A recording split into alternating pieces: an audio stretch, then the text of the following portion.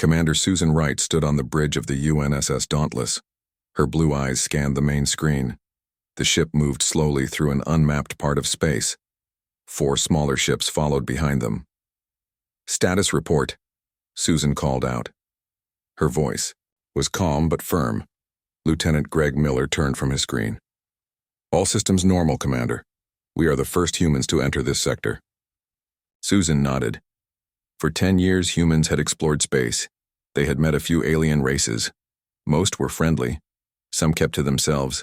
None had posed a real threat. "Commander, I'm picking up strange energy readings," said Communications Officer Kelly Brown. Her fingers moved quickly over her console. "Multiple sources, very powerful." Susan leaned forward.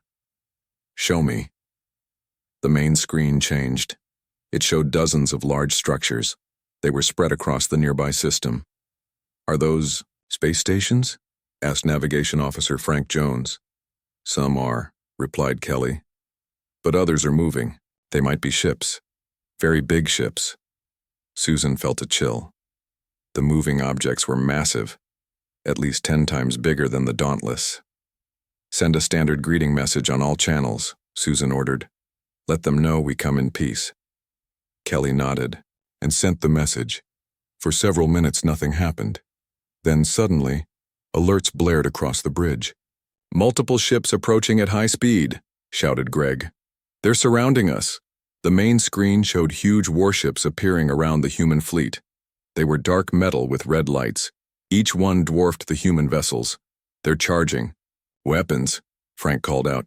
"Shields up," Susan ordered. "But do not charge our weapons. I don't want to seem hostile." A harsh voice boomed through the ship's speakers. "Attention, unknown vessels. You have entered territory of the Zaxarian Empire. Prepare to be boarded and claimed."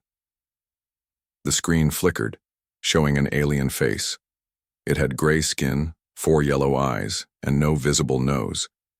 The alien wore an elaborate uniform with many medals. "I am Admiral Krex of the Imperial Fleet," the alien said. "Your ships are now property of the Empire. Your crew will be evaluated for usefulness. Resistance will result in immediate destruction." Susan straightened her uniform and stepped forward. "This is Commander Susan Wright of the United Nations spaceship Dauntless. We are on a peaceful mission of exploration. We mean no harm and wish to establish friendly relations." Admiral Krex made a harsh sound. "The Zaxarian Empire does not establish friendly relations. All species we encounter have 2 choices: serve as vassals or face extinction. Your primitive vessels and technology suggest you will make adequate servants." Susan blinked. She looked at her crew. They all seemed shocked. Then something unexpected happened. Susan laughed. It was a small laugh, almost a chuckle, but in the tense silence everyone heard it. Admiral Krex's 4 eyes widened. "You find this amusing? Do you not understand your situation?" Susan smiled and shook her head. "I understand. Perfectly, Admiral. But you see, you don't understand humans. Throughout our history, we have faced impossible odds. We have survived disasters, wars, and our own mistakes. Threats don't scare us. They unite us." She stepped closer to the screen. "I suggest you learn about Earth's history before making threats. Humans don't respond well to bullies no matter how big their ships are." Admiral Krex seemed speechless. No species had ever responded this way. "Let me tell you about humans," Susan continued. "We went from our first airplane to landing on our moon in just 66 years. We've survived global wars, plagues, and natural disasters. When someone tells us something is impossible, we take it as a challenge." For the first time in his long career, Admiral Krex felt uncertain. This was not how first contact usually went. These humans were either incredibly brave or completely insane. Susan's smile grew wider. "So, Admiral, shall we start over, as equals? Or would you prefer to learn the hard way why threatening humans is a bad idea 3 days after the first contact?" Earth was in a state of alert. News of the Zaxarian Empire had spread quickly. Military bases around the world were busy. Ships that had been in storage were now being prepared for space. General Alan Carter sat at the head table in the United Nations Space Command headquarters in Geneva. Around him sat leaders from different countries. Their faces were serious as they watched the large screen on the wall. "They're hailing us again," said Communications Director Linda Harris. "It's not Admiral Krex this time. They say it's their Emperor." Alan nodded. "Put him through." The screen flickered and showed an alien much larger than Admiral Krex. This one had 6 yellow eyes instead of 4. His gray skin was decorated with shining metal pieces. He wore a crown-like object that glowed with strange energy. "I am Sovereign Mazrath, Emperor of the Zaxarian Empire, ruler of 1,000 stars, conqueror of the Outer Rim," the alien said. His voice was deep and seemed to make the room vibrate. No one spoke. They waited. "Your small fleet's defiance has reached my attention," the Emperor continued. "Such behavior is unusual. I will now speak directly to the leaders of your world." The Emperor raised his hand, and the view changed. It showed hundreds of planets and thousands of massive warships. Some planets were green and full of life. Others were burning or broken. "For 10,000 years the Empire has grown," said the Emperor. "Every species we meet either serves us or perishes. There is no middle path." The screen showed alien races, working in mines, building ships, and serving Zaxarian masters. "Those who accept our rule live and eventually prosper. They receive protection and purpose." The Emperor's 6 eyes narrowed. "Those who resist are removed." The view changed to show planets being destroyed by massive weapons. "You have 1 Earth month to decide," the Emperor said. "Surrender and serve or be eliminated. There will be no further discussion." The room was silent. The Emperor waited for a response. General Alan Carter stood up slowly. He was an older man, with gray hair and many medals on his uniform. He had fought in wars on Earth and knew what it meant to face tough enemies. "Thank you for your message, Emperor," Alan said calmly. He gave a small smile. "We'll need to discuss this among ourselves, but you should know that humanity doesn't respond well to threats." Alan walked closer to the screen.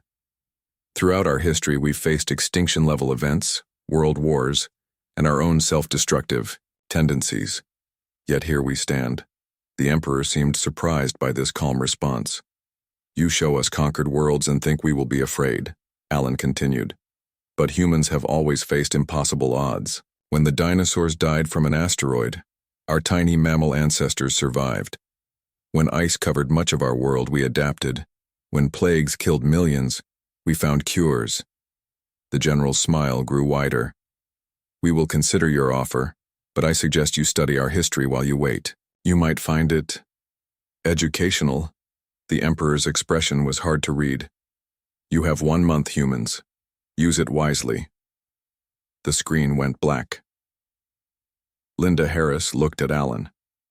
"Sir, their fleet is at least 100 times larger than anything we can put together in a month." Alan nodded. "True, but they're expecting us to either surrender or fight in a traditional way. Neither of those is the human way when our backs are against the wall." He turned to the room full of leaders. "Call every scientist, military strategist, and unconventional thinker we have. The Zaxarians think they know how this plays out because they've seen it before. Our advantage is that they've never met humans before." For the first time since the meeting began, several people in the room started to smile. "Let's show them why threatening Earth is always a mistake," said Alan. The Emergency Global Council filled the large underground room beneath New York City. Military leaders, scientists, and government officials from every nation sat at round tables. Maps and data filled screens on every wall. The room buzzed with urgent conversation. Admiral John Peters stood at the main table. He was a tall man with dark skin and a serious face. "Our scans show the Zaxarian fleet has over 3,000 warships. Each one is bigger and more powerful than our best vessels." The room grew quiet. "If we fight them directly, we will lose," John said simply. President Maria Lopez nodded. "Then we need another way. We won't surrender. Humans don't become slaves." Dr. Olivia Garcia raised her hand. She was a small woman with quick eyes and messy hair. She worked with the xenobiology team that had been studying the Zaxarian data non-stop. "I have information that might help," she said. We've analyzed everything from the first contact and the Emperor's message. The Zaxarians have weaknesses. Everyone turned to look at her. Olivia stood and walked to the main screen. The Zaxarians have conquered many worlds, but they always follow the same pattern. Species either surrender right away or fight in traditional space battles and lose. She showed pictures of the alien biology and brain scans. They think in strict patterns. Their military training is very rigid. They expect enemies to either be afraid or angry. They've never faced a species that responded with laughter. Admiral John looked interested. Are you saying they don't understand human psychology? Exactly, Olivia nodded.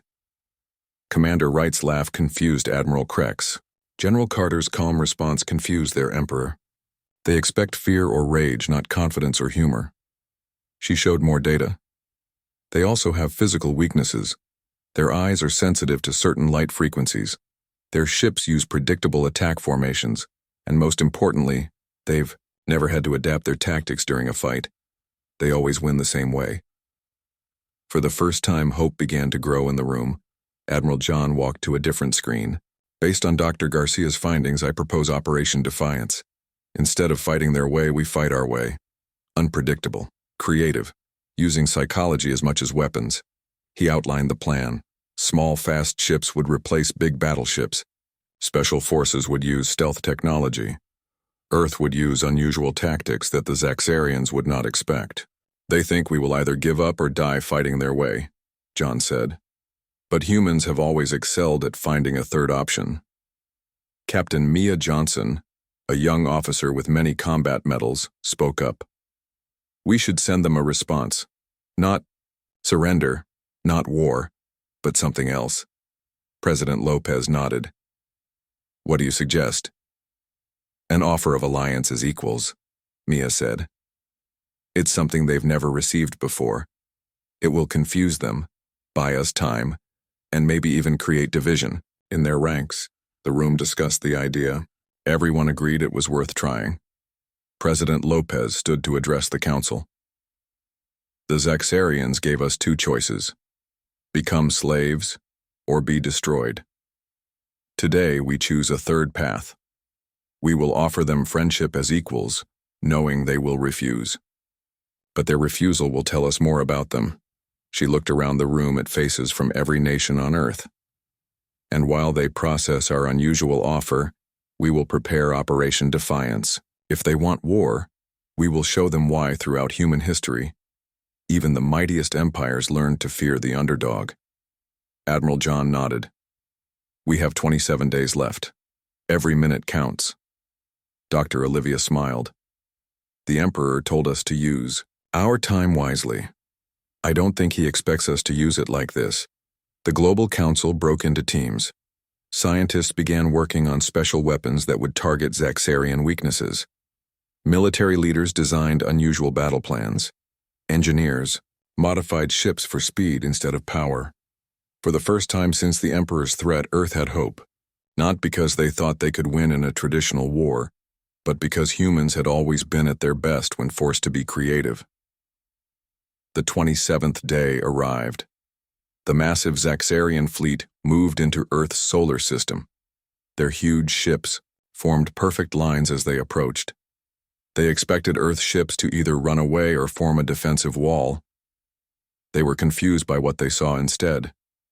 Captain Lisa Reyes watched from the bridge of her ship, the Swift. It was small and fast, designed for quick attacks rather than direct combat. Around her, 50 similar ships moved in what looked like random patterns throughout the solar system. Are they in position? Lisa asked her crew. Lieutenant Zach Howard nodded. Yes, Captain. All ships report ready. The Zaxarians are trying to figure out our formation. He smiled. They can't, because there isn't one. Lisa looked at the screen showing the enemy fleet. The huge Zaxarian ships were moving slowly, their weapons ready. At the center was the Emperor's flagship, larger than all the others. Begin Phase 1, Lisa ordered. Across the solar system, the human ships started to move. They didn't form battle lines. Instead, they flew in patterns that seemed completely random. Some ships flew in circles, others zigzagged between asteroids. A few flew directly at Zaxarian ships, then suddenly changed course. On the Zaxarian flagship, Admiral Krex stood next to Emperor Mazarath. Both looked confused. "What are they doing?" the Emperor demanded. "This is not a proper battle formation." Admiral Krex studied the screens. "I don't know, Your Highness. Their movements make no sense. Our targeting computers are struggling to predict their paths," the Emperor growled. "Hail their leaders." The main screen showed Captain Lisa Reyes. She smiled calmly at them. "This is your last chance to surrender," the Emperor said. "Your ships are scattered. Your defense is broken before it began. Submit now." Lisa nodded respectfully. "Thank you for your concern, Emperor, but we're exactly where we want to be." She pressed a button on her chair. Suddenly, loud music began playing on all Zaxarian communication channels. It was ancient human battle music, drums, guitars, and powerful voices singing about never giving. What is this noise?" the Emperor roared, covering his sensitive ears. Lisa smiled wider. "Just a little music to set the mood. In human history, we often played music before battle. It helps us focus." As the music played, Lisa's ship, the Swift, led a small group directly toward the Emperor's flagship. They moved in complex patterns, spinning and weaving in ways that made no sense to Zaxarian military doctrine. Admiral Krex barked orders. "Target those approaching ships. Fire when in range." But the targeting computers couldn't lock on. The human ships moved too unpredictably. On the Swift, Lisa's crew worked calmly despite the danger. "They're charging weapons," reported Communications Officer Ben Wade. Lisa nodded. "Begin Phase 2. Across her ship and all others in the human fleet, special transmitters activated. They began broadcasting directly to the Zaxarian ship's crews. "Attention Zaxarian warriors." Lisa's voice echoed throughout the enemy fleet. "We thought you might be interested in some human history before we begin." What followed was a series of stories. Tales of Spartans at Thermopylae standing against a Persian army many times their size. Stories of vastly outnumbered forces defeating mighty empires throughout Earth's history. The broadcasts included detailed accounts of guerrilla fighters outlasting superpowers, of small nations defeating invaders through creativity and determination. The Zaxarian ships, many crew members listened with growing unease. They had never encountered a species that seemed so happy to be outnumbered. "Block those transmissions," the Emperor ordered. But it was too late. The stories spread from ship to ship. The perfect formation of the Zaxarian fleet began to waver, slightly as ship captains became distracted by the strange human messages. Lisa watched from her bridge as the massive enemy fleet seemed to hesitate. "They're confused," she said to her crew. "They expected us to be afraid or angry. They don't know what to do with an enemy that seems almost cheerful about fighting overwhelming odds." Zack looked at her. "Are we actually cheerful about it, Captain?" Lisa shook her head. "Not really, but in human history sometimes appearing confident is half the battle." She looked at the approaching flagship. "Now for the hard part." Lieutenant Commander Paul Jackson floated silently in space. His special stealth suit kept him invisible to Zaxarian sensors. 5 other team members floated nearby, all wearing the same suits.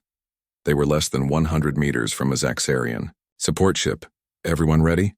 Paul whispered through his helmet comm. "Ready," came 5 quiet replies. Paul checked his small computer screen. Captain Lisa and her fleet were keeping the Zaxarians busy with their strange movements and broadcasts. Now it was time for his team to do their part. "Remember, we need access to their main communication hub," Paul said. "Move slowly. Follow the plan." The 6 humans activated their small jetpacks and drifted toward the Zaxarian ship. They found an entry point near what looked like a maintenance hatch. Using special tools, they opened the hatch and slipped inside. The interior of the Zaxarian ship was huge. The corridors were tall and wide to fit the large alien bodies. The humans moved carefully, hiding whenever Zaxarian crew members walked by. "This way," whispered tech specialist Amy Rivera, checking her scanner. "The communication center should be 2 levels down." The team moved through the ship like ghosts. Their months of training paid off as they avoided detection. Finally, they reached a large room filled with equipment. Strange symbols flashed on screens. Only 2 Zaxarians worked in the room. "Sleep gas," Paul ordered quietly. Team member Joe Wilson pulled out a small device and triggered it. Colorless gas filled the room. The 2 Zaxarians slumped over their stations. "We have 10 minutes before someone checks on them," Paul said. "Amy, do your thing." Amy moved to the main console. She plugged in a small black box that Earth scientists had designed specifically for this mission.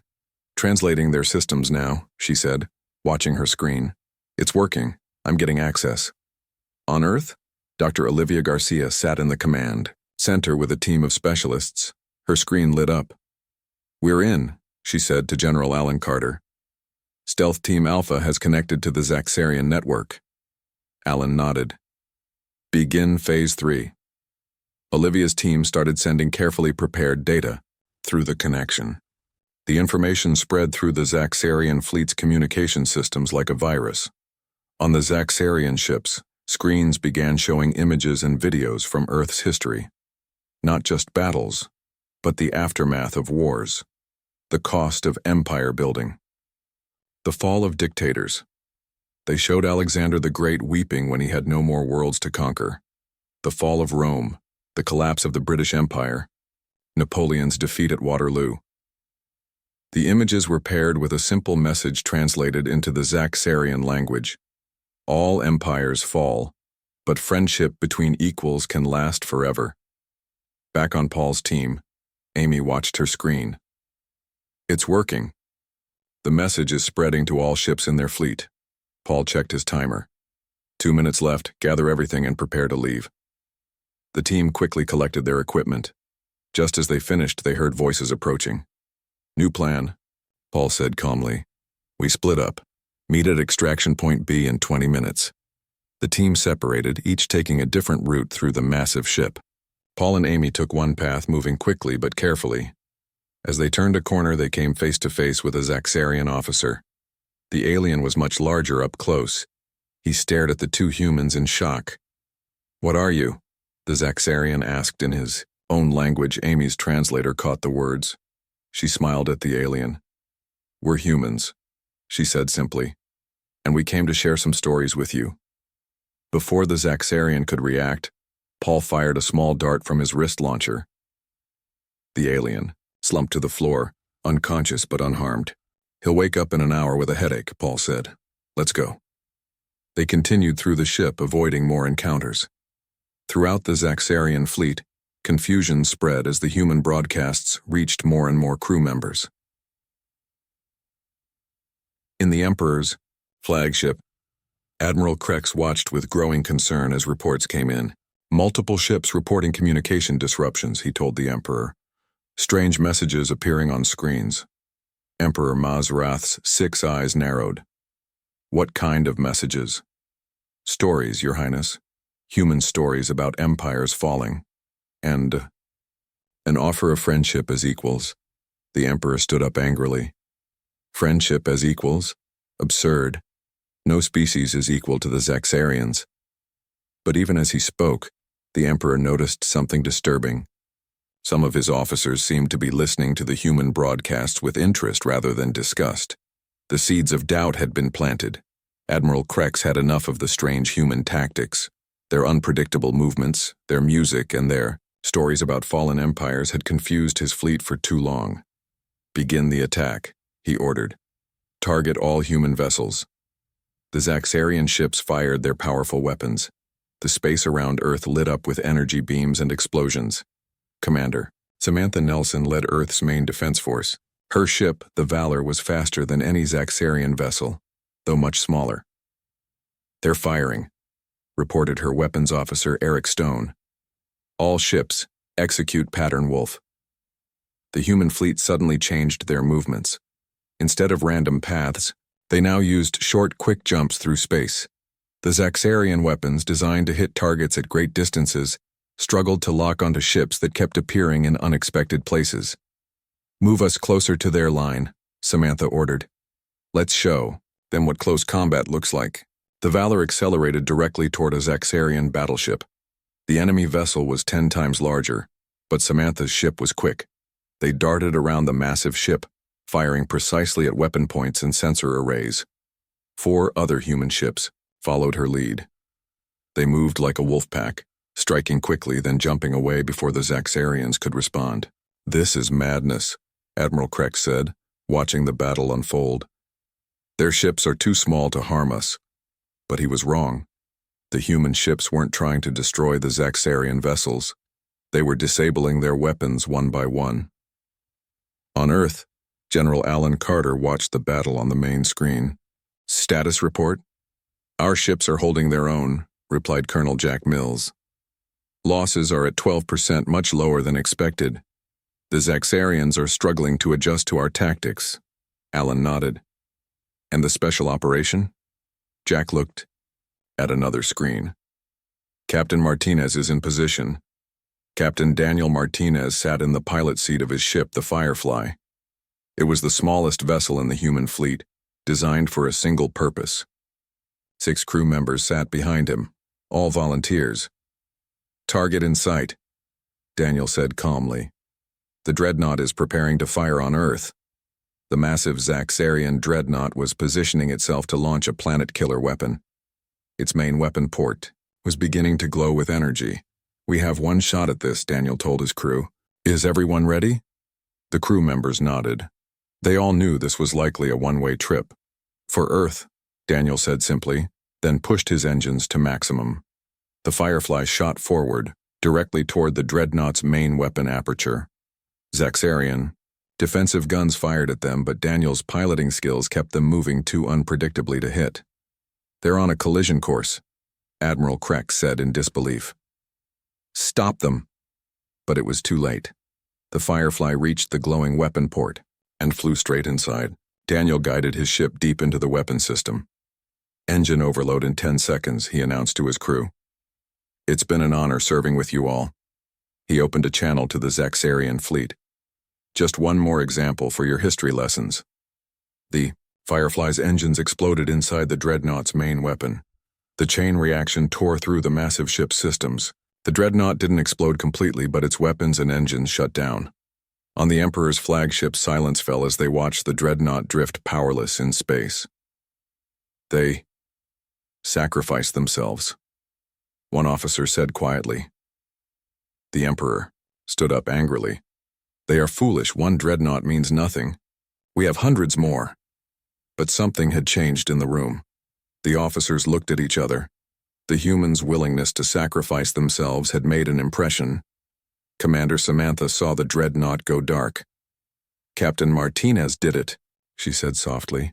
Then she straightened in her chair. "All ships continue the attack. Show them that Captain Martinez's sacrifice won't be in vain." The human fleet fought with renewed energy. Though outnumbered and outgunned, they continued to confuse and frustrate the mighty Zaxarian armada with unpredictable movements and coordinated strikes. Admiral Krex watched the battle with growing concern. The humans were not fighting like any enemy the Empire had faced before. They didn't use proper formations. They didn't follow the rules of space combat.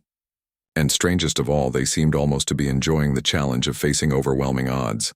"Your Highness," Krex said carefully to the Emperor, "these humans are unusual opponents." The Emperor glared at him. "They are merely delaying the inevitable. No species can stand against the Empire." But for the first time in his long military career, Admiral Krex wasn't so sure. The battle had raged for 6 hours. Both sides had lost ships. The humans had lost more, but the Zaxarians were shocked at how effective the smaller fleet had been. Vice Admiral Drez watched from his command ship. He was second in command of the Imperial fleet. Unlike Admiral Krex and the Emperor, he had studied the human broadcasts carefully. Their history fascinated him. "Admiral, there's something you should see," said his communications officer. Drez looked at his screen. It showed reports from across the Empire. Many worlds under Zaxarian control were watching this battle closely. They saw that a small force was actually hurting the mighty Empire. Some planets were already talking about rebellion. Drez made a decision. He stepped away from his bridge crew and entered his private chamber. There, He opened a secure channel that even the Emperor couldn't monitor.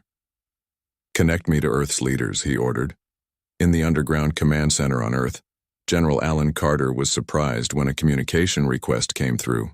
"It's from a Zaxarian ship," said Communications Director Linda Harris. "But not the Emperor's flagship." Alan nodded. "Put it through, but be ready to trace it." The screen showed Vice Admiral Drez. His 4 yellow eyes blinked slowly. "I am Vice Admiral Drez of the Imperial Fleet," he said. "I wish to speak privately." Alan studied the alien's face. "I'm listening." "Your species fights unusually," Drez said. "No one has ever challenged the Empire this way. It is interesting." Alan waited. "What you may not know," Drez continued, "is that many worlds in the Empire watch this battle with hope. They have been waiting for someone to stand against the Emperor." Linda gasped softly. Alan's eyes narrowed. "Are you suggesting what I think you are, Admiral?" he asked carefully. Drez looked over his shoulder, then back at the screen. "The Emperor rules through fear. But your broadcasts about fallen empires have spread through our fleet.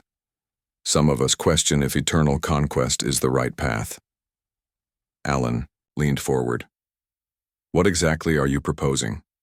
"Information," Drez said simply. "I can provide details about the Imperial flagship's defenses. In exchange, I want guarantees that if humans prevail, you will support liberation efforts throughout the Empire." The room was silent. This was unexpected. "Why would you betray your Emperor?" Alan asked. Drez's eyes narrowed. "I have commanded fleets for 200 years. I have conquered 32 worlds. But I have also seen what happens to those worlds after conquest. The Emperor only wants more power. He does not build, only conquers." The alien straightened his posture. "Your species values freedom. Many in the Empire remember what freedom was like before the Emperor's ancestors took it away." Alan considered the offer. It could be a trap. But their scans showed genuine divisions forming in the Zaxarian fleet. Some ships were no longer following battle orders precisely. "If we agree," Alan said, "what exactly can you provide?" Drez sent a data packet through the channel. "These are the shield frequencies and rotation patterns for the Emperor's flagship. There is a weakness in the upper quadrant that appears every 7.3 minutes. The human technicians quickly confirmed the data was genuine. "One more thing," Drez added. "The Emperor's control relies on fear and tradition. If he were to be captured rather than killed, many Zaxarians would see it as a sign. Our people believe that true leaders cannot be captured." Alan nodded slowly. "I understand. We have no desire to destroy your civilization, Admiral. Humans prefer allies to subjects." Drez seemed to relax slightly. "Then perhaps something good may come from this conflict." The communication ended. Alan turned to his team. "Is this legitimate?" he asked. Colonel Jack Mills nodded. "The data checks out, and our monitoring shows at least 12 Zaxarian ships have moved out of formation in the last hour." Alan walked to the main screen, watching the battle continue above Earth. "Contact Commander Kate Wilson," he ordered. "Her stealth team is our best option now. Tell her to prepare for a direct infiltration of the Emperor's flagship." Linda looked concerned. "Sir, that's incredibly dangerous." Alan nodded. "True. But this is our chance to end this without more bloodshed. The Emperor never expected his own people might question him. He especially never expected humans might offer them something better than conquest." Across the Zaxarian fleet, officers quietly watched the human broadcasts. Stories of freedom, cooperation, and fallen tyrants spread from ship to ship. Seeds of doubt grew into something more powerful: hope. Commander Kate Wilson led her stealth team through the dark corridor of the Emperor's flagship. They moved silently, their special suits making them nearly invisible to Zaxarian sensors. Each team member carried small but powerful weapons designed to disable rather than kill. "Shield rotation coming up in 20 seconds, whispered Tech, Officer Ryan Lee. "We'll have our opening to the bridge." Kate nodded. Her team had trained for months for missions like this, but never had so much been at stake. The fate of Earth and possibly the entire Zaxarian Empire depended on what happened in the next few minutes. Remember, Kate said quietly to her team, we capture, not kill. The Emperor needs to be taken alive. The team members nodded. They understood the plan. Outside the flagship, the battle continued. Human ships darted between the massive Zaxarian vessels. Some Zaxarian ships had stopped firing entirely. Others seemed to be firing deliberately off target. On the flagship's bridge, Emperor Mazarath raged at his officers. Why aren't they dead yet? Why do these humans still fight? Where is Admiral Drez's fleet? Admiral Krex tried to explain. Your Highness, the humans use unusual tactics, and some of our ships report communication problems. The Emperor wasn't listening. His 6 eyes blazed with anger. I will destroy their planet myself. He moved to the weapon control station. Zaxarian officers stepped aside, looking uncomfortable. The Emperor began entering commands to fire the flagship's main planet-killer weapon. Just then, a section of the bridge wall seemed to shimmer. Suddenly, Kate and her team appeared, weapons ready. Emperor Mazarath, Kate said clearly, step away from the controls. The Emperor spun around, shocked. Humans? On my bridge? How is this possible? Kate stepped forward. We're here to end this conflict. The Emperor laughed, a harsh sound. End it? You are 6 humans on a ship with 1,000 Zaxarians. Kate looked around the bridge. The Zaxarian officers stood still, watching. None moved to attack the humans or protect their Emperor. Your officers don't seem eager to fight for you, Kate said. Perhaps they're tired of endless war. The Emperor looked at his crew. For the first time, he saw doubt in their eyes. He reached for his personal weapon. Traitors. All of you, he shouted. Kate moved faster than the Emperor expected. Her weapon fired, sending a pulse that temporarily paralyzed the Emperor's arm. He dropped his weapon, shocked that a human had bested him. Listen to me, Kate said, addressing everyone on the bridge. We're not here to destroy your civilization or replace one tyranny with another. We're here to show you a different way. The bridge was silent. Even the Emperor seemed surprised by her words. Humans could have tried to develop weapons to destroy your entire fleet, Kate continued. But that's not our way. We believe in freedom, cooperation, and second chances. She turned to the Emperor. Your empire is already changing. Many of your ships have stopped fighting. Vice Admiral Drez and others believe there's a better path than endless conquest. The Emperor's eyes widened. Drez? He betrayed me? He chose freedom, Kate corrected, for himself and for all Zaxarians. The main screen activated, showing Vice Admiral Drez alongside General Alan Carter.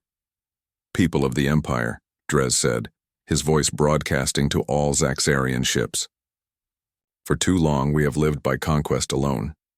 These humans have shown us another way is possible. They fought not to destroy us, but to free us, even themselves. The Emperor lunged at Kate, but her team members quickly restrained him. The bridge officers watched but did not interfere. Your reign is over, Kate told the Emperor quietly, but your people can have a new beginning. On ships throughout the fleet, Zaxarian crews watched in amazement. The Emperor, believed to be invincible, had been captured by humans. According to their deepest traditions, this meant he was not worthy to rule. What happens now? Asked a Zaxarian officer on the bridge. Kate holstered her weapon. Now we talk about a new alliance based on mutual respect rather than domination. As the news spread through the fleet, fighting stopped completely. For the first time in 10,000 years, the Zaxarian Empire was not at war. The Emperor, still restrained, stared at Kate with his 6 eyes. Why? Why didn't you just destroy us when you had the chance? Kate smiled slightly. Because that's not who we are. Humans have learned through our long and often painful history that true strength comes from building bridges, not walls, from cooperation, not domination. She looked at the view of Earth on the screen. The source of our defiant laughter when you threatened us wasn't arrogance. It was an unshakable belief that freedom is worth any cost, and that no force in the universe can crush the human spirit. The Emperor finally understood. It wasn't superior weapons or tactics that had defeated his mighty empire. It was an idea that freedom and cooperation were stronger than fear and control. As human and Zaxarian, ships began peaceful communications. The first steps toward a new era of cooperation had begun.